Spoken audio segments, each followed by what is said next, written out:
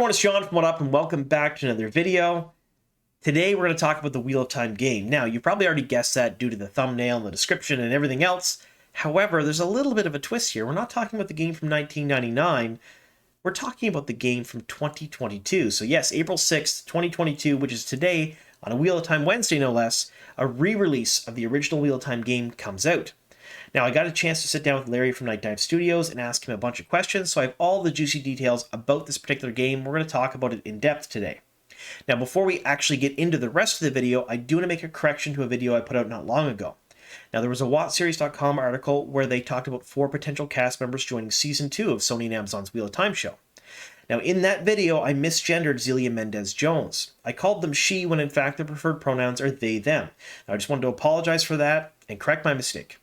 All right, now, we're actually going to talk just a bit about now the Wheel of Time game from 1999, so I'm going to give a bit of a spoiler warning. This is a little bit weird because this thing is well over 20 years old, but spoiler warning, in this video we're going to talk about elements of the 1999 and the 2022 remake of the Wheel of Time game. So if you haven't played the game and you don't want anything spoiled because you're going to pick up a copy, well, maybe this isn't the video for you.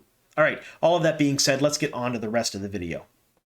All right, so we're going to start out with just a little bit of a history lesson. The Wheel of Time game is a big deal for a lot of older Wheel of Time fans and younger ones too, but for those of us that remembered it as it released, it was in a very exciting time. So it was showcased at E3 in 1998, and I remember being really excited. Well, I was freaking out. I'm not going to lie to you. I was freaking out when it was showcased. I was super excited that I get to play a game based on my favorite book series. Now, you got to remember, at the time, we were still waiting for books. They were still being written, so there was a year, 2 years between books, pre-orders, waiting in line at bookstores. That was all a thing. Whatmania, which was this website that I was heavily involved in at the time, was in full swing. Dragon Mount was in its infancy. Mad Hatch had Theoryland, like just a very much younger Mad Hatch had Theoryland on go. There was a lot of things going on in the Wheel of Time community, and this game was a very exciting part of it. Now, when the game came out, essentially what it was a mix between a first-person shooter and an action-adventure RPG. So basically, you played the Keeper of the Chronicles, and you had Angriel stole from you, and you had to get it back. That's a very abridged version of the game. That's essentially what it was. You get to use weaves and different things. It was a whole lot of fun. You can still see some people streaming it and playing it here and there, and I will promise you folks that in the next week or so, I'm going to have a couple videos out of me playing the game because it is a whole lot of fun, and I'm having some fun playing it, but I didn't want to put it in this particular video today. Now, what I will mention is that the game is set about 150 years prior to the events of the Eye of the World, and Robert Jordan was consulted when the game was made. However, it's non-canonical. That just basically means that it's not really canon to the Wheel of Time series. The things that happen in it don't really affect the Wheel of Time world or the book series, which, I mean, that kind of makes sense because it's game and you want to have some fun with it, so it kind of exists outside the Wheel of Time fandom as a separate turning the wheel, as you will, kind of like a certain show that we're watching right now.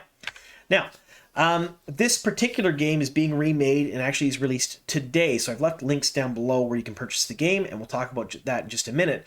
But here's a quick description of it and the system requirements for it. So it's very easy system requirements. It can be run quite easily on almost any computer. Even my crappy computers I have here can run the game quite well.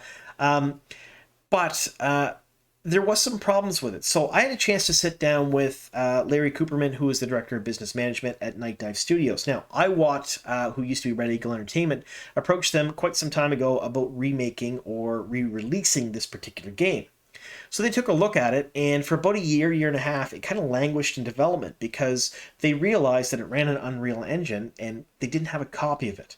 They couldn't really physically tweak the game a whole lot, and they had a hard time doing it because they didn't have the proper code. So they had to build everything from the ground up. That's when they sort of partnered with GOG.com.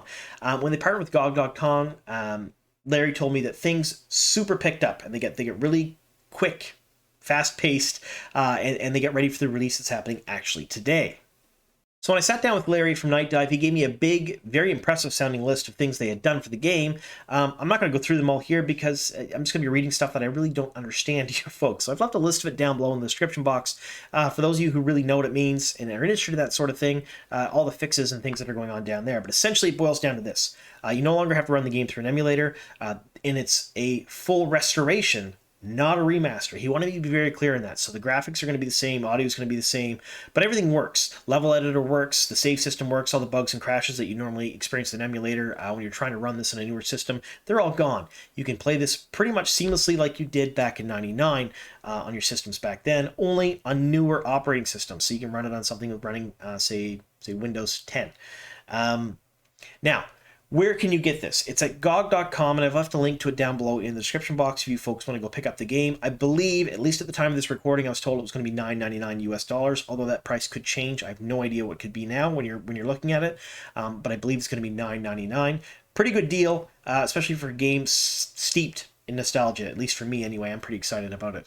Now, it's going to be on GOG.com for a 90-day exclusive, so it's going to be there for about 90 days. After that, they'll port it to Steam, so you'll be able to get it on Steam, and perhaps Epic Games as well, but they're not entirely sure on that one. For sure, it'll be on Steam after 90 days, so you can pick it up there.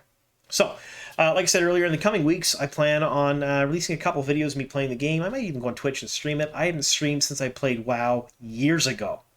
We're talking a very long time ago. Yeah, I used to stream WoW. It wasn't very popular. Still not.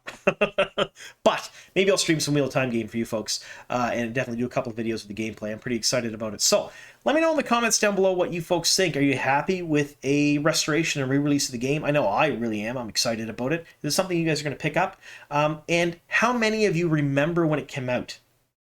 Because I mean, like, you're gonna age yourselves or date yourselves a little bit in the comments when you say that. But how many of you remember when this game came out, and how many of you played it when it originally came out?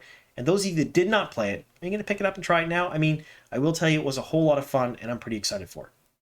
All right, thanks so much for sticking with me here to the very end. Here's to many more.